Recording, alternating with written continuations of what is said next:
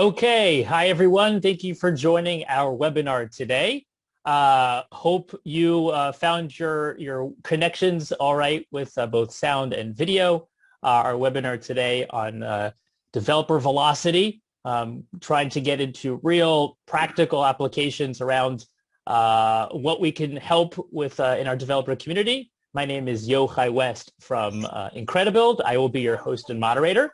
What exactly is developer velocity? Is it the new agile? Is it agile on steroids? Is this the developer experience role that we see popping up so often? So those are sort of the things we want to tackle, along with how do we translate these into real practical things that we can help our dev teams and our leaders in our organizations. But before we go into that, I'd like to introduce who we have, our established panelists. So let me start with Shivam. If you can introduce yourself, your name, your title, and then we'll move on to Gabriel. Yeah, happy to. Hey everyone, Shivam here. I'm a partner with McKinsey based out of our Silicon Valley office, and I lead our practice that focuses on engineering and product excellence in software, so serving a number of leading software companies on the topic, and also led some of the research we've done on this topic of developer velocity, and I'll sort of take a few minutes to talk through that at the start, so sort of just to ground us on what it is and what the work was. Thank you, Shivam. Gabriel? Oh, hello. My name is Gabriel dos Reis. I'm architect in the systems programming language group at Microsoft in the developer division. I work on the C++ programming language, evolving language, and also the developer tools that are produced by DevDev and a few other things when I have time. I'm very happy to join you here and talk about developer velocity. It's something that we also practice at Microsoft, so happy to share my experience. Thank you. Yaniv? Hi guys, my name is Yaniv. I work at AT&T. I'm a software developer and a technical coach, which basically means that I work with development groups and teams, and I help them boost their productivity and put a very strong emphasis on engineering practices all throughout the development lifecycle. Fabulous. Thank you so much, Yaniv. And last but not least, Amir. Amir Kirsh, a developer advocate at Incredibuild, and in parallel, a lecturer at the Academic College of Tel Aviv-Yafo and Tel Aviv University. Excellent. So we even have that aspect of educating towards the future, not just implementing today. So happy to hear some of the insights around that. Okay, so with that, if Shivam, if you can take us through this sort of baseline of the research, some of the fascinating things that you have discovered, and then we can kick into the panel conversation. Yeah, happy to. And I'll keep this quick, but just so that we can get into discussion quickly, but please do, post questions either in chat or directly. But I'll just start with a bit of context, right? I think won't surprise anybody in this group, but irrespective of which sector you are in, right? Whether you're in tech or retail or banking or, manufacturing, driving growth requires becoming good at software, right? It is the future for companies across sectors.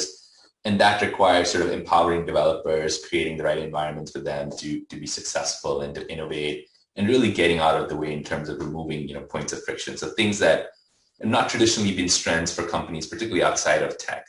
And where we sort of started off, this was, I think, back now in about November of 2019, and we've gone through sort of a few phases of this research, but the original sort of goal here was there's a lot you can do to get sort of software development right. Which of these factors matter more versus less, particularly from the perspective of what impacts business performance. So not just sort of how do you sort of improve speed or quality or any of those, but what sort of eventually has impact on business performance across sectors. And what we did was we went and looked at about 440 companies in the initial sort of research, and we we surveyed them to collect input on, and I'll maybe flip to the next one, on what are they doing across a number of these factors that you see on the left-hand side, right? All the way from architecture to cloud to testing practices to engineering practices, things like how do you do code reviews to adoption of inner source, open source, agile, of course, tends to be a big topic. But also a number of things around culture, team setup, product management, organizational agility, et cetera, right? So it was a fairly, comprehensive view. And we sort of looked at what are they doing across those. And then we looked at sort of what is the outcomes these companies are achieving. And the outcomes were sort of both financial outcomes, and the outcomes are mostly collected independently. So the inputs are collected from the companies themselves. The outcomes are mostly collected independently. They're both financials in terms of, McKinsey looks at this metric called TRS, total return to shareholders, which is a bit of a, how your value creation versus your peers in the same sectors. We looked at TRS, at revenue growth, at margin, but also a number of non-financial outcomes like customer experience, talent, brand sort of how is your brand seen as innovative or not, right? These are sort of from different sources. And then we used sort of this a Johnson's relative weight analysis to see which inputs tend to explain higher or lower business performance. And of course, this is a bit of, it's at the pure quantitative level, it's hard to prove pure causation. So a lot of this is correlation, but I think as you sort of then start digging into it and start sort of layering on the qualitative piece, you start to see where there is causation versus not. So that's just the context of the research. So let me jump into sort of what we learned, because I think that's where the interesting part is and the discussion will be. So overall, I should introduce this concept of sort of DBI. So DBI is essentially just a weighted score that we gave every company, a weighted average score across all of these dimensions. The weighting is not based on what we thought is more important or not, because that's what we wanted the output of the analysis to be. The weighting is just to adjust for the number of questions and the number of factors. So some of these things had more questions and more sub-factors, some had less. So we didn't want that to sort of, skew the score. So it's a fairly simple weighted average score of that we call DBI. And what we see is across industries or sectors, companies that had top quartile DBI scores massively outperformed their counterparts. And at some level, this is not surprising. What is surprising is the magnitude of outperformance, but also the fact that you don't get a lot of, there's a bit of improvement as you go from fourth to third to second quartile, but there's a massive improvement as you get to the first quartile. So that was sort of one of the things. And, what we saw is, your DBI score has strong correlations with both financial and non-financial indicators of business performance, particularly with innovation. So things like how much of your growth and revenue is being driven by new products and new services. Do customers perceive you as innovative or not relative to your peers? Then we started getting into, okay, so what matters more versus less, right? So obviously it's clear DBI matters. I think, obviously the magnitude of the impact was interesting, but even before this research, anybody could have said that, excelling in software matters, right? I think that's not a surprise to anybody. I'll skip some of this just in the interest of time, but we also have sort of, and it's easy to, if you want to just look up the paper, it's, if you just look up developer velocity McKinsey, there's a few papers that come up and you can get it a lot into sort of some of the data and analysis.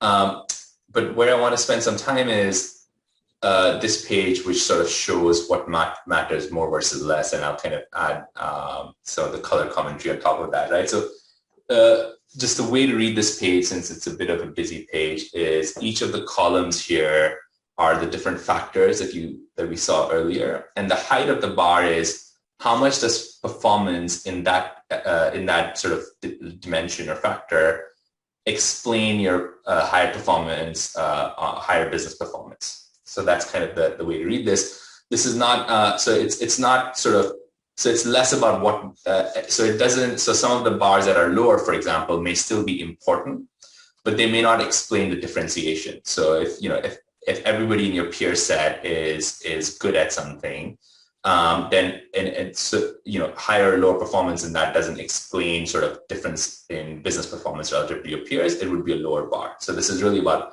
what helps you outperform and be in the top quartile within your cohort. And the cohorts are basically based on primarily on verticals, but also size and geography.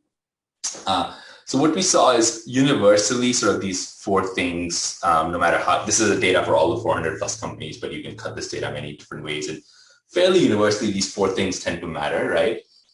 Starting with tooling, right? High levels of sort of world-class dev tools, high levels of automation, things that sort of enable enterprise agility and coordination and collaboration across teams. Things that help you get out of the way of developers, reduce toil, reduce manual work, reduce sort of holding times. So getting tooling right from particularly from two lenses. One is from a developer experience lens and sort of getting out of the way and reducing toil in some ways. And the second is enhancing sort of enterprise agility and collaboration across teams, right? So tooling was by far the number one factor, and you can see.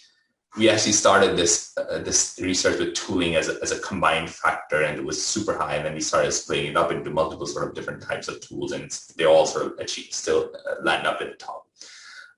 So that's one, right? How do you sort of empower your developers to focus on what they do well and get out of the way and drive high levels of sort of automation and world-class experience. The second was all around product management. So this is about building the right thing, right? Building the right thing in a way that, solves a customer need, drives business performance, is sort of has feedback loops built into it, right? So you'll see multiple things all the way from individual product managers and their sort of capabilities, but also things around, are we measuring, how the product is used? Do we have clarity on vision? Do we have is there a clear linkage between strategy and what an individual team works on? Do we have iterative sort of development? And then the two other things that were big were sort of culture, particularly psychological safety, was actually the number one factor. And then talent, getting sort of world-class talent. And what you'll see in talent, it's not just about sort of incentives and benefits, but it's also about capability building around managing team health, around sort of having well-defined career paths and value props for your employees. So it's a very holistic view. So these four, and I'll just take a minute more and I'll shut up, but these four were fairly universal. There are some nuances by companies based on sort of where they are in their maturity. So for example, if you look at companies that are in the bottom quartile of DBI, actually Agile at a team level jumps to number one. Which I guess in hindsight makes sense, because when you're starting off, there's a lot of impact from adopting sort of Agile practices at a team level. But as you move up, sort of that tends to have be less of a differentiator. And it's also a function of, I think many companies have adopted sort of Agile at a team level. The next unlock comes from, true enterprise agility, becoming customer centric and empowering teams and things like that, which are factors that show up in other places. The other interesting thing is if you actually zoom in purely on companies in the top quartile, actually open source adoption becomes, I think, not the number one, but it's definitely in the top 2 or 3, which is also interesting where, as companies become more mature, both open source and inner source tend to be a big differentiator. It is something that is hard to do when you're early in your maturity, but, the top performers sort of place a big emphasis on it, right? And for multiple reasons, including culture. Open source adoption has a massive impact on talent and culture as well, right? So it kind of reinforces some of the things that you see on the right-hand side. And then there's nuances by sector. So for in retail and banking, for example, cloud adoption tends to be very high. In financial sector, security and compliance practices tend to be very high because companies that truly get DBI right, they have strong security and compliance practices given they're a regulated sector, but they sort of get out of the way in some ways. They embed those controls within the pipelines versus having multiple manual steps to do it. So you see some nuances by sector as well.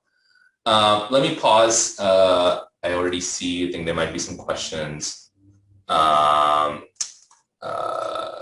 up, but I'll stop here and then let's sort of jump into the discussion. Okay, cool, Shivam. Thank you so much. So first, I'd like to give this a try. For the attendees on, can you do a virtual hand raise for if you've heard of or come across developer velocity? as a concept, whether it be just in passing or actual name of a practice that you have in your organization. And I think only I can see those, so I'll try to give a quick summary of Amir has the real hand. Okay. But do you have any virtual hands? I can see in the attendee list. Just give me a quick idea. Just be curious to know. Again, this for me, this was fairly a new concept, but slowly but surely we've been seeing this come up in different ways in the industry. So we have sort of an even split. So that's good. It's good to know that there are some who have actually seen or heard possibly, and there are those who hopefully today will learn a little bit about it. And then before we sort of jump into the questions, we have this specific question that was raised. It was Shivam was the only one speaking, but of course this could be open to anyone. This attendee asked if does the adoption of no or low code tooling play into this as well? In other words, the theory here is that such a tool should leapfrog velocity and time to market because time spent on building the right thing reduces rework. So is there anyone from the panel or Shivam who'd like to speak to that idea of whether no or low coding, which again is also another buzz out there, has its effect on this?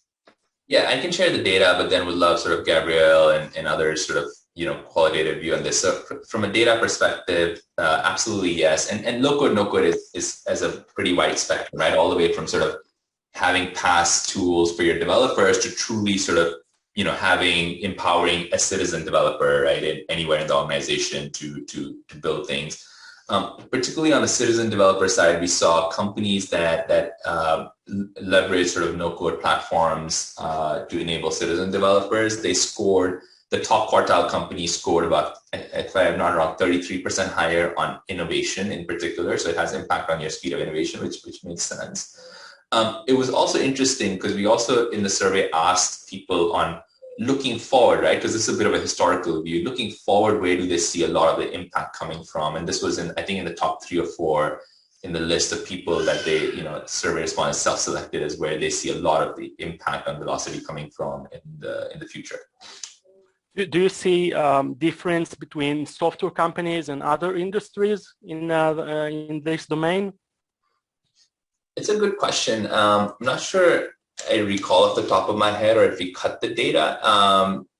Intuitively, yes, for sure, right? I think what we, a lot of, in particular in retail and banking, a lot of the clients that I'm working with, I think they are sort of, so software companies, when they talk about low code, no code, they use the term more as how do we sort of enable, our developers to use, past tools to quickly sort of build things and mock up things, right?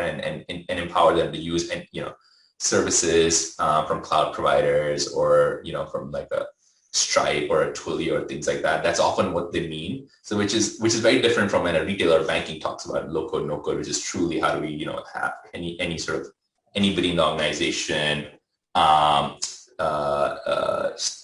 stitch together workflows or build things, or at least build things in a way that sort of, communicates the business outcome to developers. And yes, I mean, that option is much higher, and the conversation at least is much higher outside of tech. Yeah, I would expect that, especially in retail where there is not a tradition of developing software. But I think in addition to the tools for low code or no code, one of the things that is quite important in the developer velocity philosophy is culture. Culture is really important. Low code, no code is the technology, but how do you actually get your talent to unleash their innovation? Most of what we do is really creative work, right? So you need to be able to create the environment that is appropriate, that helps your employee to unleash their creative work. And culture is very much important.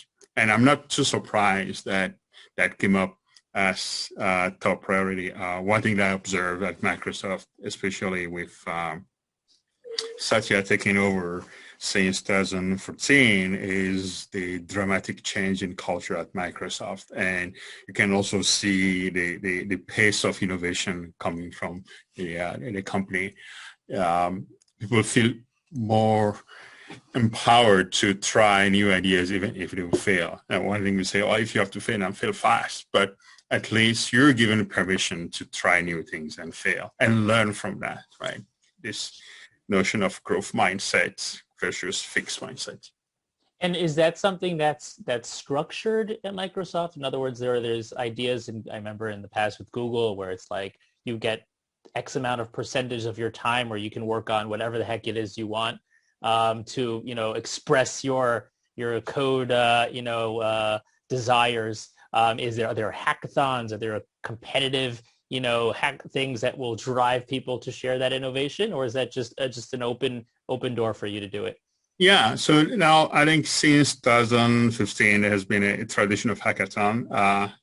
With Microsoft, usually it happens in the summer, except last summer was a little bit unusual for reasons, To say the least. Yeah, and in terms of structure, in terms of culture, this is something that it comes from top down. Like we really want to change the way we do things, and to some degree, culture, I would say, count for, let's say, a third of your performance evaluation. So if you think just buzzword, then just remember that when the annual evaluation comes, a third of that will be on culture and how you help the team, how you help your peers to in the team to succeed, how you help someone, how you transform the workplace in a more inclusive environment. So inclusive environment is very large, right? Like being open to new ideas, making others heard, be open to try. And if someone fails, don't come hard, like try to extract lessons from that. And that's how we grow, right? Again, back to growth mindset. So yes, it's quite structured. Many activities, trainings for both ICs, individual contributors and managers. Everybody is in there. Yeah, and I can imagine that's a heck of a thing to balance when you have such tight deadlines. It's even more critical these days to be able to push software out, continuously, as we all know.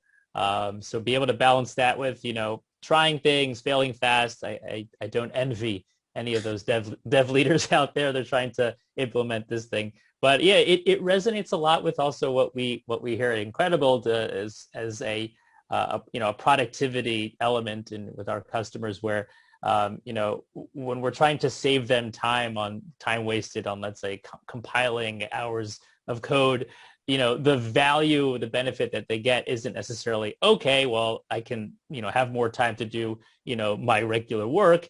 It also allows them to sort of explore other things in that sort of newfound time. It's just that one more cool addition that they have to that, the shadow in a game, or, a cool feature that they can add in. Once you buy back that time, that time doesn't have to be like what you plan to do today. It can also be some of that, let's experience other innovations that we had. Cool. Yaniv, any sort of insights on that before we hop in? If not, we can just hop into some of those questions. Yeah, I'd be happy to expand on that a bit, about the culture thing. So I'm a firm believer in a culture and a mindset of continuously improving at the personal level, and this should be backed by management. I mean, management should push the employees to continuously improve at the personal level, because that will benefit the company. That will obviously benefit the engineers themselves, but also the company. And in AT&T, I think I can say that I helped make a shift there in the last 2 years, but I think that it happened. I've been trying for a long time, and I think the change happened when management finally came on board. That was a huge change. So I'm talking about an internal education program that's been going on for quite a while. So that didn't tip the scales. But I think once we started guilds, different guilds, so we have a backend guild, and we have a JavaScript / front-end guild, and we have a mobile guild. And these guilds organize meetups and talks. And we have a small team of people with experience in writing blogs that they themselves write blogs, and we encourage other people that have never ever given talks or written blogs to try it for the first time, and we tell them, don't worry. Speaking of it's okay to fail, we got your back. I mean, we'll help you throughout the process. I know it's your first time. Just give it a try. And we've been getting awesome results from that. I'm really proud of that. I'm really happy that once you get everyone involved in that, that's so much power to the organization, because you get a large base of people that are contributing. Not only the tech leads here and there, but absolutely everyone. So everyone is continuously improving themselves and the company. I'm a firm believer in that. Culture is king. Getting to know AT&T Development Center quite intimately. First, I concur, and I would add to that it's not only blog posts and meetups. AT&T Development Center encourages internal employees to give internal training. So people learn something new and then they teach others. And again, as Yaniv mentioned, even if somebody is a bit afraid, expertise is being, you get expertise by instructing others, not by only learning yourself. So this is something huge, which works perfectly. I see it working at AT&T, and it's pretty good. Cool, excellent. So I think that's a great segue to going into sort of the practical implementation of these things. We spoke about the culture. So the first question I'd like to ask sort of the forum is, what is the first step in implementing developer velocity in your enterprise? Let's say you've just landed from Mars and you now need to come in and say, this is something I'd like to have, both culturally, tooling, and everything that we discussed. And how do you find the most significant bottlenecks, for example, in that will alleviate that implementation? And if I was to kind of bring it down to more specifically, what would be the 3 most important factors for boosting developer velocity? And again, you don't have to do each of you all 3. One enough, and we'll have a collective 3 if you'd like. But let's again go through that. Again, the first step of implementing, what would be the most important factors for boosting developer velocity? Gabriel, do you want to go with this one? Oh, yeah. Speaking from experience, what we've done, since I'm on the C++ team, the first thing we did was to actually get a sense of where are we? Like, before you try to set course to, give direction, you have to get a sense of where you are. And listening to customer, right? What is the feedback that you're getting? What do they want? So for us, that was the first thing to do, to get a sense of what are they asking for. As you know, Microsoft had several dialects of C++ in the past. But when we go through the feedback, what consistently came up was, we want you to implement a standard.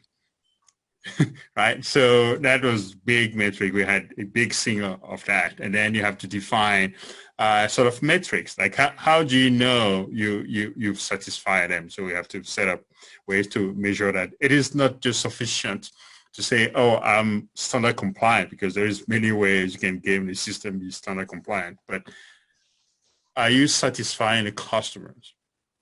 You can be standard compliant and piss off a lot of people. Like when we try to get MSVC, Visual C++ to standard conformance mode, we could just go and say, oh yeah, okay, we used to accept these codes and they're buggy and that's your problem. Now we're standard conformant. We're just going to break you and we don't care. That's not what you did. Like, you can do that, be standard compliant and be completely useless. So being customer focused is, I think, the first thing that gives you an idea of where you want to go. And then the next step is going through the usual stuff, having an ideal, having an OKR. That's what, at the company level, that's what every organization seems is doing, and having regular checkup. And then making sure that you give the best tools for your developers to meet the goal. That's usually the OKRs, they are very idealistic.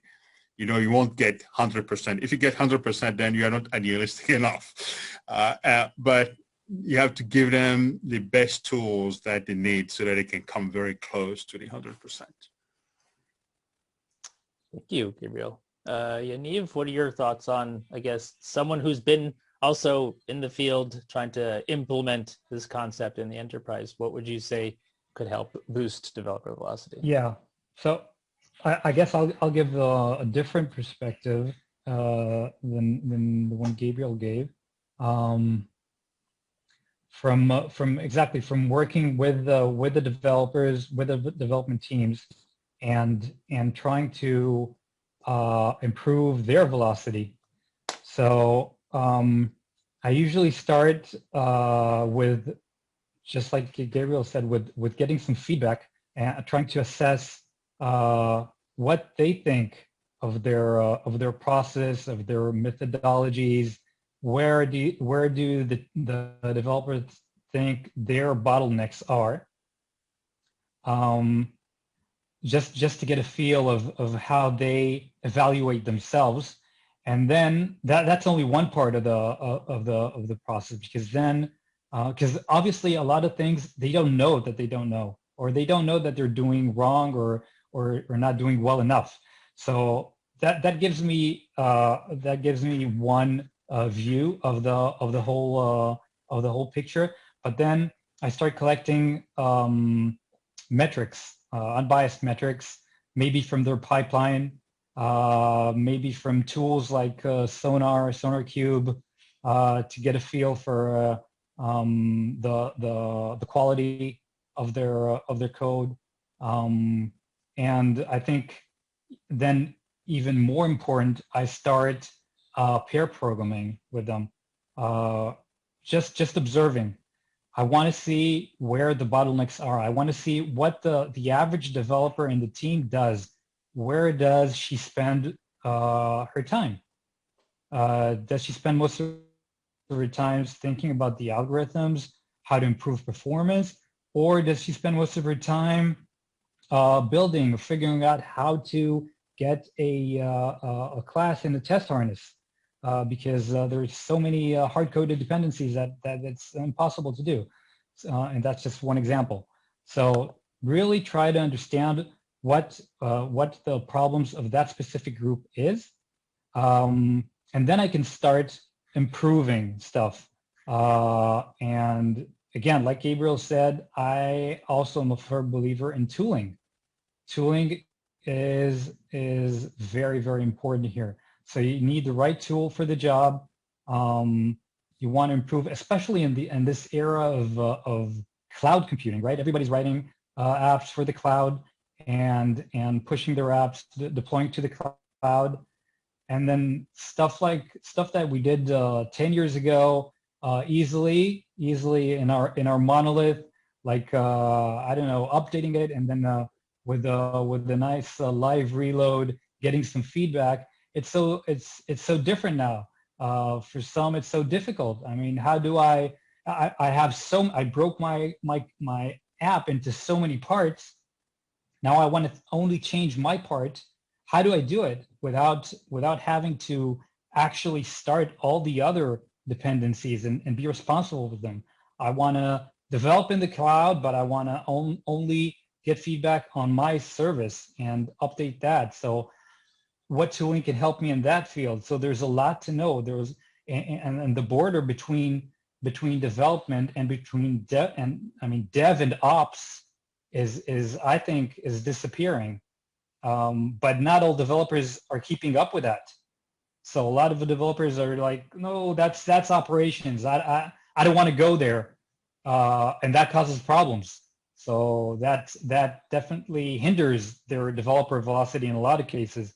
So sometimes I have to push them there. or see or tell them or show them why it's not they can benefit from learning a bit of ops, just a bit. They don't have to be a DevOps expert, but just a bit to boost their productivity. So I hope that wasn't too all over the place, because I talked about a lot of stuff. But Yaniv, that's how I see do you usually find the team blind to the bottlenecks? I mean, they don't know that they have a bottleneck at a certain point, or they do know, but they don't know how to fix it. Well, what I see a lot of times is there's this bottleneck. It bothers the team a lot in the beginning, and then they just learn to live with it.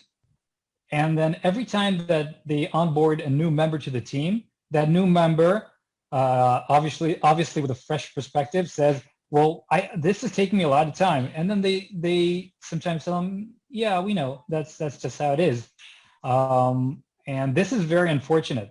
I think that in well, maybe Shivam can concur, but I'd like to believe that in organizations where there's high developer velocity, you see a mindset of investing time to save time, that kind of thing. So if you have a problem, if there's something that everyone is spending, the whole team is spending time on, then at least one person has to dedicate some time, do the research, find the solution, implement it, and then pass it on to the team members, and they will be reaping the fruits of that investment throughout the next months and more.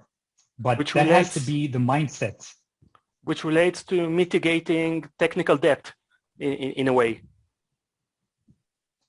It does. I agree. I mean, technical debt is a huge issue. Do you address it immediately? Do you wait, and how much do you wait? But definitely, you can see that teams that know how to deal with the technical debt and maybe prioritize it correctly, I think they're more. I see that they're more successful. They have better code. They have better maintainability. Their code is more readable, and which means that they can move faster when they need to change it, and we always need to change it. So it always pays back. It's sometimes hard to get team leaders, or maybe higher than team leaders, group leaders on board when they can't see the immediate benefits of investing time in these things. I find it really hard. I think I spend a lot of my time trying to convince management that they should invest in something that they won't be able to see its benefit immediately, not in the next week or two, but in the next month or two or three. Yes, they will see it. So that's a huge part of my job, I think. So on that note, I'd like to sort of segue to the next question about, and we'll get back to tooling because I want to talk about that as well, but KPIs. So you just said value. How do we measure that? What exactly is it? Are any ideas from the forum on, again, these specific KPIs? That's an interesting question, because I think that DVI, the Developer Velocity Index, is mainly focused on subjective questionnaire or survey, which is very useful. I mean, the report do find insightful results, but eventually when we come back to the organization, we need to measure things. So I think the question of KPIs is very important. Yeah, I'm happy to kick it off, right? So setting at a high level, there's two things, right? A lot of you may have probably heard this analogy, but there's sort of, if you're going somewhere, right, you want to both know, are you on track, right? Are you in this right direction? What's your ETA? You typically use your Maps app for that. And then there's a second of which, how fast are you going? And that's kind of your speedometer. And I think you need both sets of things, right? So the first set of things, which is, are we headed towards the outcome? Are we tracking to the outcome?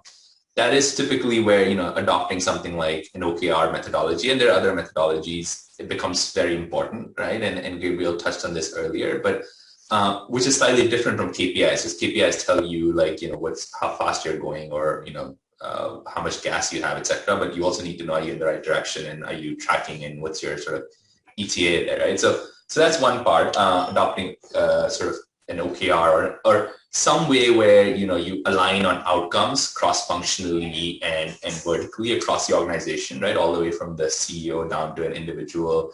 You're aligned on sort of outcomes and how every sort of how you're sort of contributing to outcomes in your own way. But then there is a second piece of it, which I think was a core of the question around KPIs and how do you measure sort of KPIs. And what we typically see and recommend is on KPIs, you need to take a holistic view, right? Because software development, these are pretty complex systems. And if you optimize one part of the system, you can easily see some unexpected impact on another part of the system. So when I say holistic, you want to look at portfolio, right? Are we sort of spending in the right, are we sort of investing in the right areas? You want to look at adoption and usage metrics, in fairly short feedback cycles, right? What we build, does it get adopted? You want to look at some sort of a cycle time metric, right? From all the way from ideation to sort of customer value. You want to look at sort of core, you want to have some view into core sort of DevOps metrics, right? MTTR, change failure rate, et cetera, right? Sort of a set of core metrics. And then you want to have visibility into sort of team health, employee experience, and organizational metrics, right? So things like particularly employee NPS, for example, or some sort of employee. So in those sort of 5 buckets or so, what we typically recommend is, pick 1 or 2 in each that you can consistently track. What is key is being able to sort of consistently track them at a fairly granular level, right? Because sort of, in software organizations, the challenge here is change, right? This is one of the hardest organizations to really drive change management, and change really takes root at the most granular level, right? It needs top-down commitment. It needs commitment from the C-level, but it happens at the most granular level, and you want to be able to measure it at a granular level. So that's one. And the second thing is, for a lot of these metrics, absolutes don't mean anything, right? Velocity is an example. Absolute velocity means nothing, right? It's all about improvement. How are you improving, sprint to sprint, quarter to quarter? So having granular view and focusing on improvement, and then having a holistic view across all of these 5 buckets is kind of what we see work well. I'm curious to hear what are the first KPIs to be used or most important in the eye of AT&T and Microsoft. So Yaniv, maybe you would, I see that Gabriel, you are going to start. Please do. Oh, I was thinking.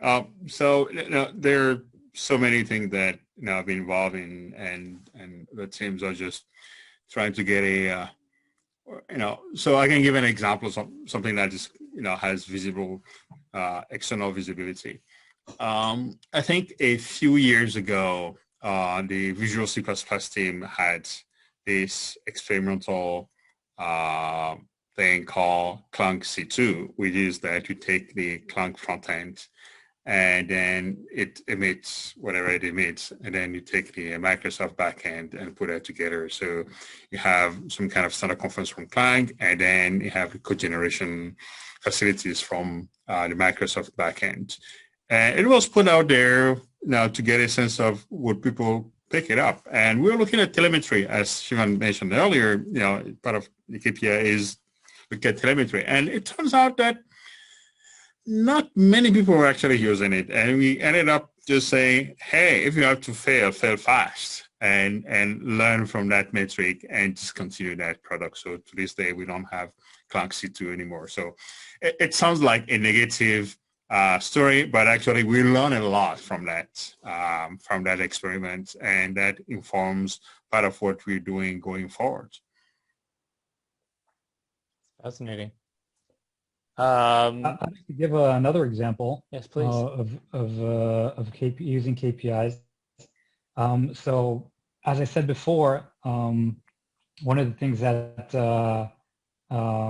that I spend a lot of time on is engineering practices, which are not in the top of the list of a developer velocity, at least according to the survey I saw.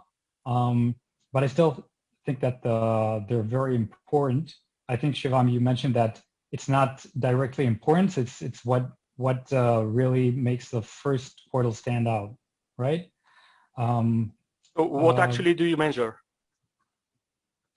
So exactly. So I want to talk about that. So that has been a real struggle. I mean, how do you measure stuff like I don't know, code reviews or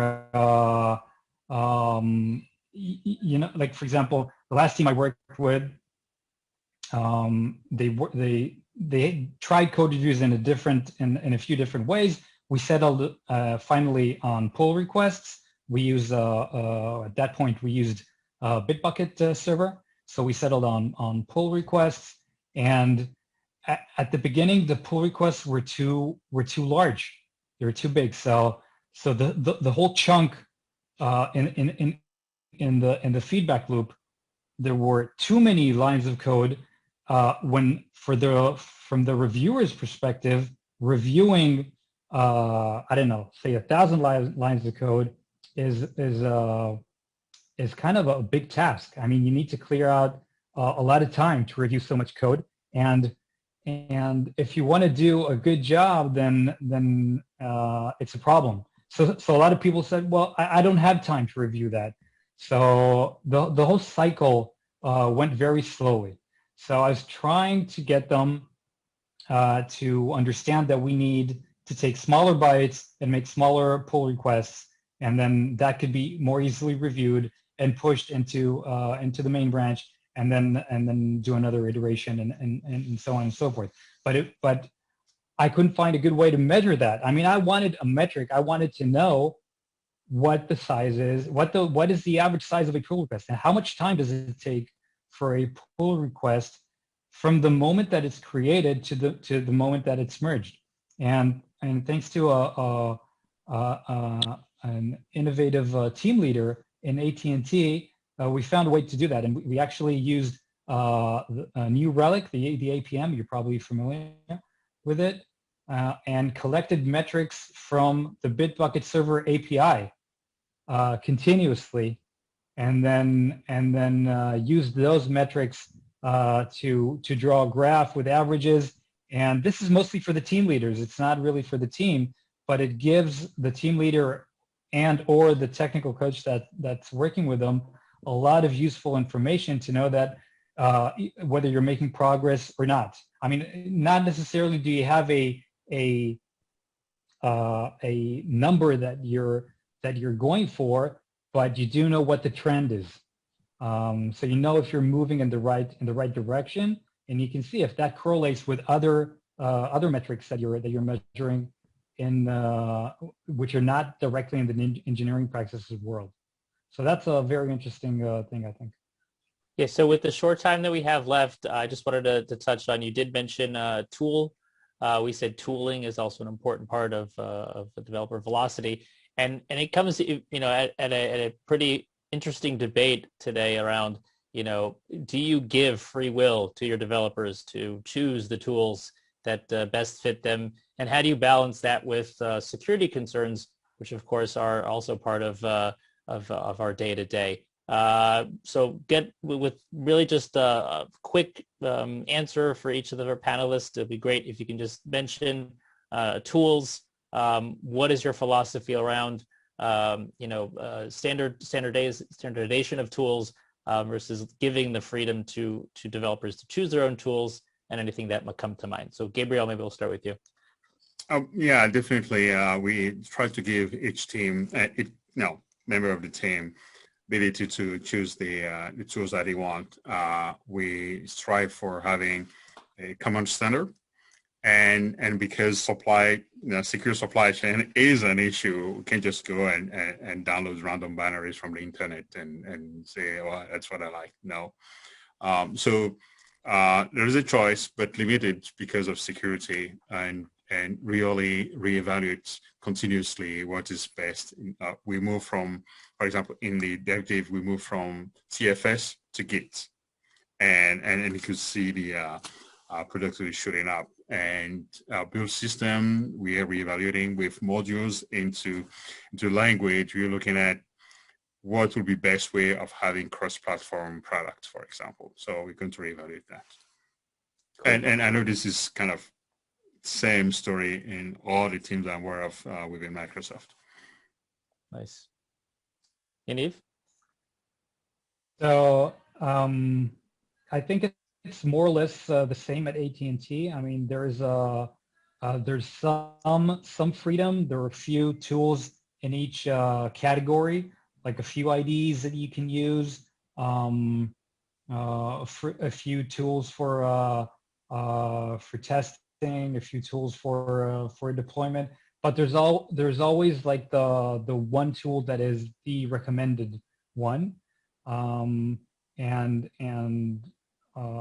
that one is really pushed forward, and maybe other stuff that depends on that tool is developed. So you have more incentive to use the main recommended tool. And again, that is evaluated periodically.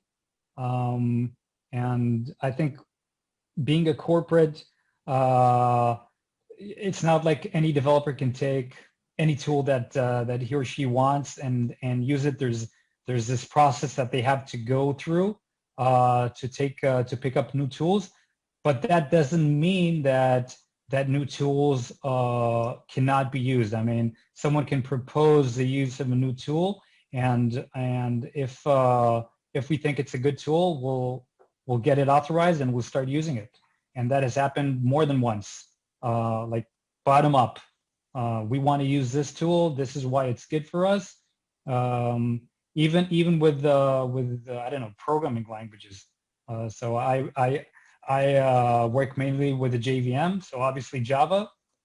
But I've seen the great advantages of using Kotlin.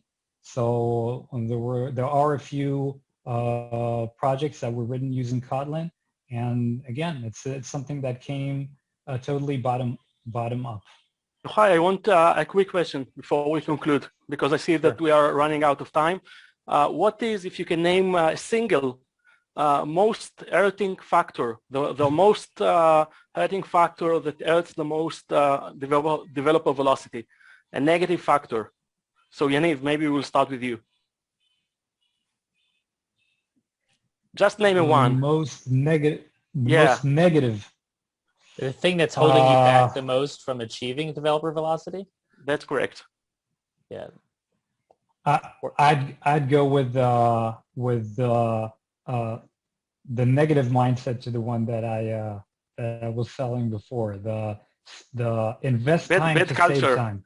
I mean, yeah. I mean, teams or groups that are constantly pushing forward just to get in more features, and they're running into problems, and they're pushing them aside. We don't have time to deal with this. We don't have time to deal with this.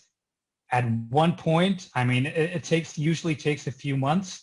They come to a halt. So it is technical debt, but you take it from the cultural side. Yes, absolutely. Or the managerial side. Absolutely, because I don't think that there's a problem of knowledge here. I don't think there's a lack of knowledge how to solve the problem. It's just there's some reluctance to invest time in something that is not directly related to your next feature. Gabriel? What we call at Microsoft fixed mindset, refusal to learn, try new things, and saying it has always worked this way, and in my experience, this is what we do. Fixed mindset. Shivam? Yeah, I like, and maybe Amir, I know you asked for one. I'll go with three. I think number one, as Yaniv said, is not investing in modernizing the technology, whether it's infrastructure or tooling or architecture, not investing enough there. I think that tends to be one. The second tends to be not having not loosely coupling your teams, right? Not empowering teams at an individual, having small teams that can really own things end to end.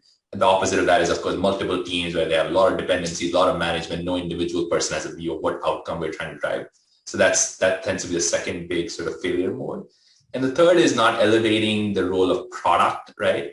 Having strong product management, strong PDLC that's customer backed, and having PM and engineering and design sort of tightly integrated. So you're, going through sort of concepts and discovery and building it in a very sort of customer-centric manner. I think those, three, I think together can unlock a lot early on. Excellent. And our time is up, unfortunately, but thank you so much to our panelists for joining. Thank you all. Yohai, before you conclude, I just have to put up something. We just approached Titus Winters from Google on the same subject. He was our guest on the previous roundtable, which you can find probably on our site. And I want just to cite a bit of what he said about developer velocity, which can, of course, bring maybe the next roundtable on the same subject. So Titus Winters from Google is saying, well, I don't like the term developer velocity. We really limited developer speed. Speed is enough to work on. Velocity maybe is too complicated. We have to speak about engineering velocity or engineering speed. And he also points to the space paper by Microsoft. So if you look at the abbreviation space, you may find this paper. So this was a quote from correspondence with Titus Winters. Yeah, thank you for adding that. Like everything else in our world, right? You have even the debate of whether DevOps from Google, right? Whether that's a real term or not. But that's what's wonderful about our industry. We're all trying to constantly, continuously improve. And I think it's important for us to continue to share this knowledge, both in these virtual webinars, but also offline. So we're putting together communities to discuss this as well, so to watch this space. And in addition, everyone who attends will get a complimentary guide to 8 ways to enhance developer velocity. Again, 8, but there's so many more, and we'll be able to share some of the summary of what was discussed in this in addition to that. And looking forward to continuing this conversation offline with you all. Have a wonderful rest of the day, safe and productive. Thank you all, and see you next time.